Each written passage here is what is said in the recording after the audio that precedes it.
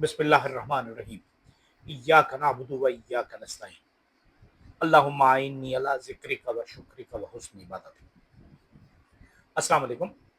मैं हूं मोहम्मद तस्लीम नगा और आप देख रहे हैं हमारा YouTube channel MTL TV.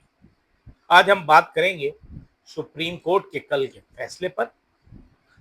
Hamid Khan advocate और जजेस के दरमियान होने वाली तल्ख कलामी, गजा में होने वाली जंग बंदी और उसके पस मंजर में चलने वाली चीजें और गुज़िश्ता रोज होने वाला सवात में एक अलमनाक वाक़या।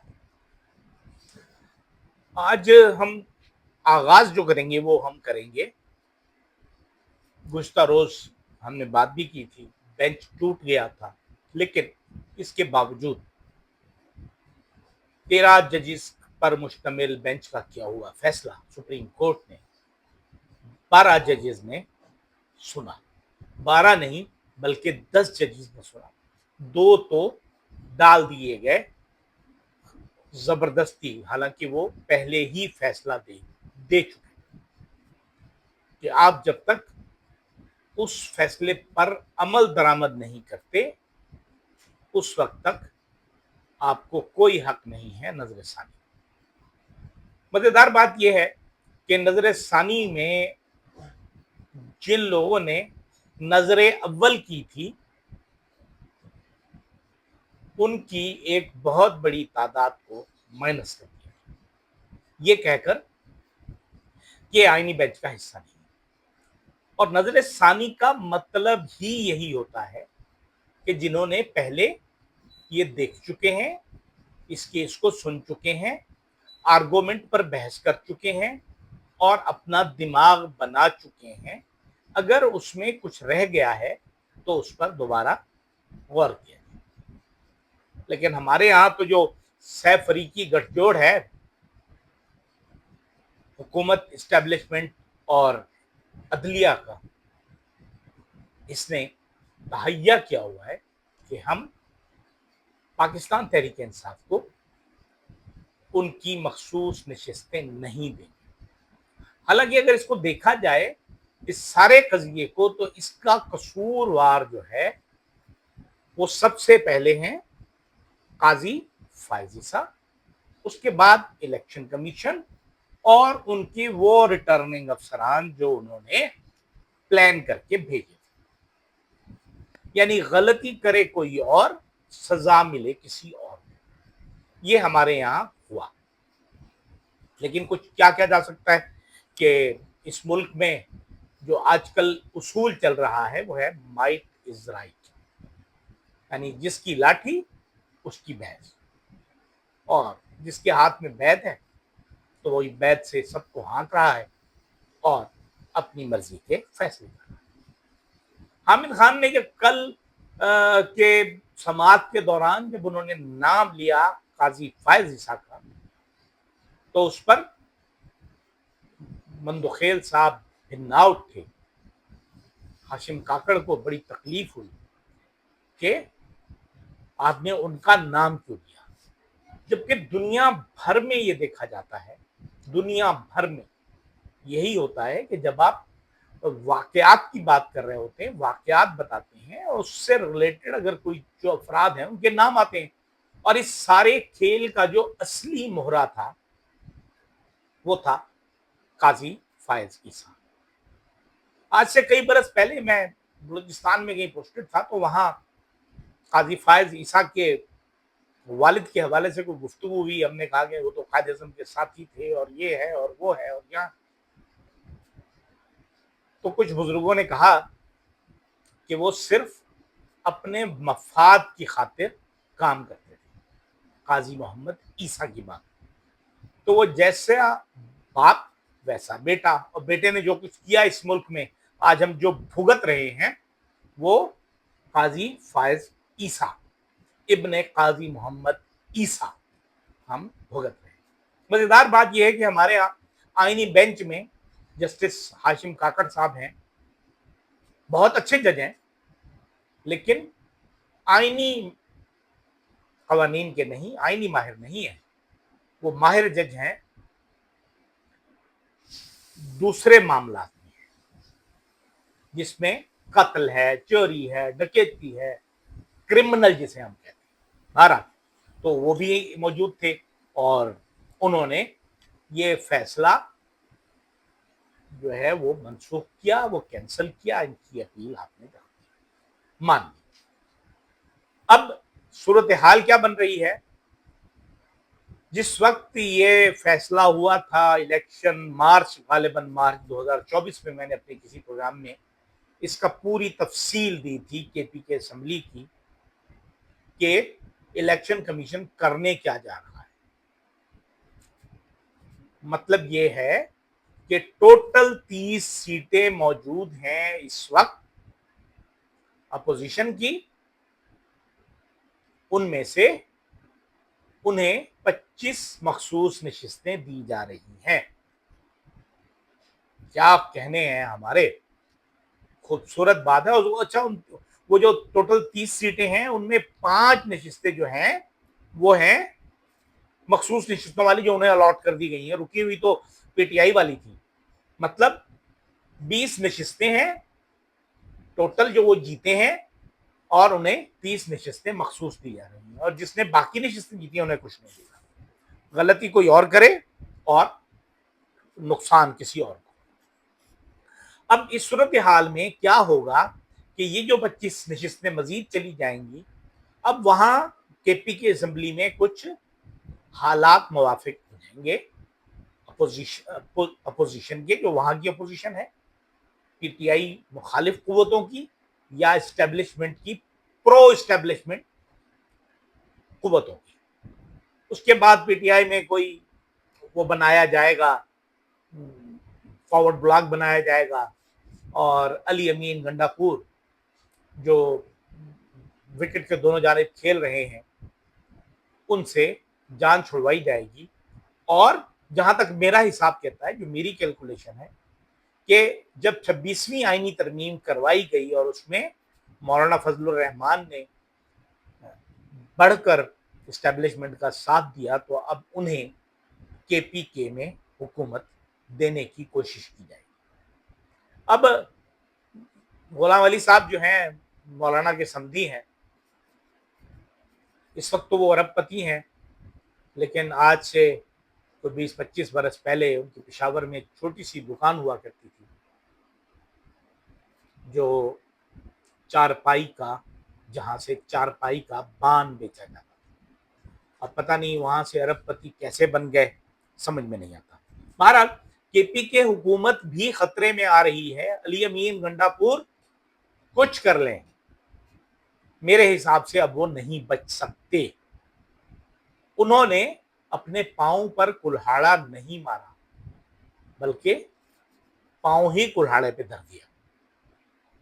سونے پہ سہاگا گزشتہ روز جو سوات میں واقعہ ہوا اور 1 درجن سے زائد افراد دریائے سوات میں ڈوب گئے، پانی کے ریلے میں بہہ گئے، اس کا جو ذمہ دار ہے وہ بھی اب ٹھہرایا جائے گا، ظاہر ہے وزیر اعلیٰ۔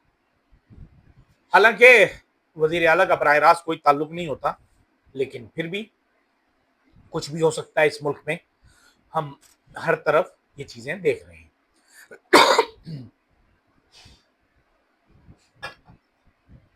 اب ایک چیز جو سب سے اہم ہے ہم دیکھ رہے ہیں، وہ ہے مسلمانوں کی بے حسی۔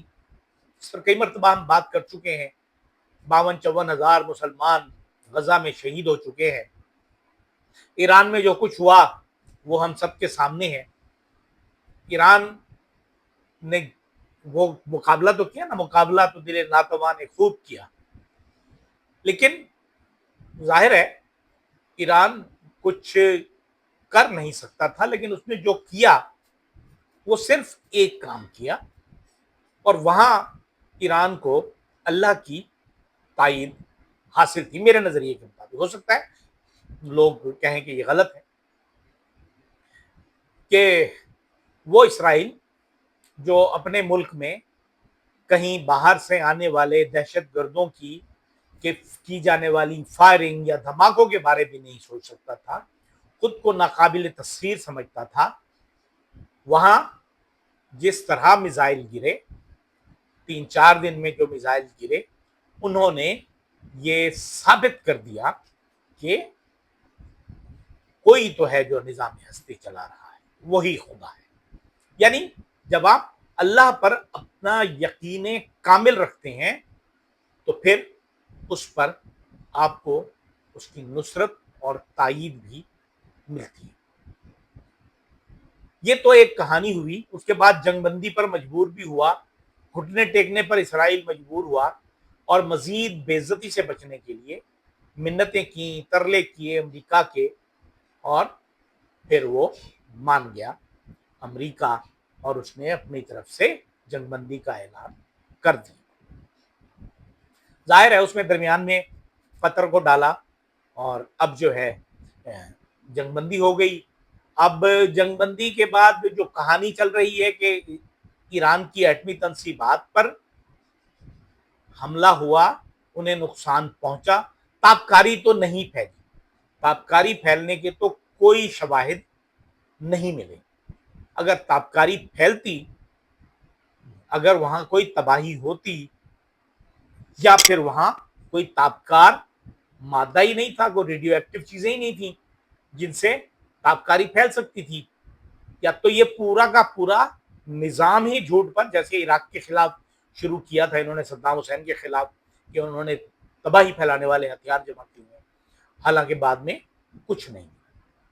اب ایک کہانی ختم ہوئی، اب دوسرا پوائنٹ انہیں مل گیا، ایک پاک بھارت جنگ، اس کے بعد امن کا نوبل پرائز حاصل کرنے کے لیے ایران اسرائیل جنگ، یعنی شروع بھی خود کرائی اور اس کے بعد بند بھی خود کرائی، اور اب دعوے دار بن گئے ہیں ہم امن کے نوبل پرائز کی۔ جیسے پاکستانی ہیں کہ جہاں پناہ تسی گریٹ ہو، تحفہ قبول کرو۔ ہمارے ہاں تو ہر شخص تحفہ دینے کے لیے تیار ہے ان کے لیے، لیکن غزہ کے مسلمانوں نے، فلسطینیوں نے یہ ثابت کیا کہ اگر ہمت ہو، جذبہ جہاد ہو اور اللہ پر کامل یقین ہو تو 50,000 سے زائد افراد شہید ہونے کے بعد بھی دشمن آپ سے خوف زدہ رہتے ہیں۔ اور اس وقت صورتحال یہ ہے، جو اسرائیلی خبر، ایک اخبار میں خبر چھپی ہے کہ جی 2 ہفتوں میں جنگ بندی ہو جائے گی۔ اب مسئلہ یہ ہے، اس میں سوچنے کی بات ہے کہ جنگ بندی تو ہو جائے گی، لیکن جنگ بندی کس کس کے ساتھ ہوگی؟ حماس کو آپ ماننے کو تیار نہیں ہیں۔ یہ وہ حماس ہے جس کے پیسے قطر سے آیا کرتے تھے، اسرائیل اور نتن یاہو خود حماس کو دیا کرتے تھے۔ اب وہی حماس ان کے سامنے ان سے لڑنے کے لیے تیار ہے۔ اس وقت جو پلان اسرائیلی اخبار نے دیا کہ حماس کو یہاں سے بے دخل کر دیا جائے گا، اور یہاں کا کنٹرول 4 عرب ممالک سنبھالیں گے، ایک مصر، ایک یو اے ای، اور 2 کے نام ابھی اناؤنس نہیں ہوئے۔ وہ جگہ خالی ہے، ان 2 ہفتوں میں ہو سکتا ہے کہ کوئی 2 مسلمان یا عرب ملک، جن میں میرے حساب سے سر فہرست سعودی عربیہ ہے، وہ اسرائیل کو تسلیم کرے گا، اور وہ ملک ہی انتظام سنبھالے گا جو اسرائیل کو تسلیم کرے گا۔ مطلب یہ ذمہ داری اس ملک کو دی جائے گی جو ملک اسرائیل کو ریکگنائز کرے گا، اسرائیل کو مانے گا، اسرائیل میں اپنا سفارت خانہ کھولے گا، اور اسرائیل کو اپنے ملک میں سفارت خانہ کھولنے کی اجازت دے گا۔ اور اس میں نمبر 1 سعودی عرب ہے۔ ہو سکتا ہے کوئی دوسرا عرب ملک بھی ہو، اردن بھی ہو سکتا ہے، اور جو ایک بیان آیا کہ جی ایسے مسلم ممالک بھی اسرائیل کو ریکگنائز کر سکتے ہیں، تسلیم کر سکتے ہیں، جن کے بارے میں کوئی سوچ نہیں سکتا۔ تو اب وہ کون سے ممالک ہو سکتے ہیں؟ ظاہر ہے مسلم ممالک ہی ہوں گے۔ تو کیا وہ پاکستان ہے؟ ہو سکتا ہے پاکستان بھی ہو، لیکن پاکستان کو ذمہ داری نہیں ملے گی۔ اگر پاکستان اسرائیل کو ریکگنائز کر بھی لیتا ہے تو پاکستان کو فلسطین کی انتظامیہ کی ذمہ داری نہیں دی جائے گی، اور اس پروگرام کے تحت، اس معاہدے کے تحت جو فلسطینی وہاں سے باہر جانا چاہیں گے انہیں دوسرے ممالک میں آباد کیا جائے گا۔ ایسے ہی جیسے 60 کی دہائی میں اردن میں ہوا تھا، اور ہمارے ایک فوجی بریگیڈیئر تھے غالباً اس وقت، بریگیڈیئر محمد ضیاء الحق، انہوں نے جو کچھ کیا تھا فلسطینیوں پر، اس طرح کے واقعات اب فلسطینیوں کا مقدر ٹھہرنے والے ہیں۔ ان پر جو ظلم ہوگا یا ہوتا رہا ہے یا ہو رہا ہے، اس کی بنیادی اور بڑی وجہ مسلمان ممالک، مسلمان حکمران اور مسلمان افواج، سب سے بڑی وجہ OIC ہے۔ یعنی ہم اس وقت یہود و نصارہ کے غلام بنے ہوئے ہیں۔ ہمیں اپنے اقتدار کے لیے یہود و نصارہ کی مدد چاہیے۔ ایک طرف اسرائیل ہے یہود، تو دوسری طرف امریکہ ہے نصارہ۔ ہم اپنے دین کو، اپنے مذہب کو، اپنے ایمان کو اپنے رب کی طرف نہیں لے جا رہے۔ رب پر ہمارا بھروسہ نہیں ہے۔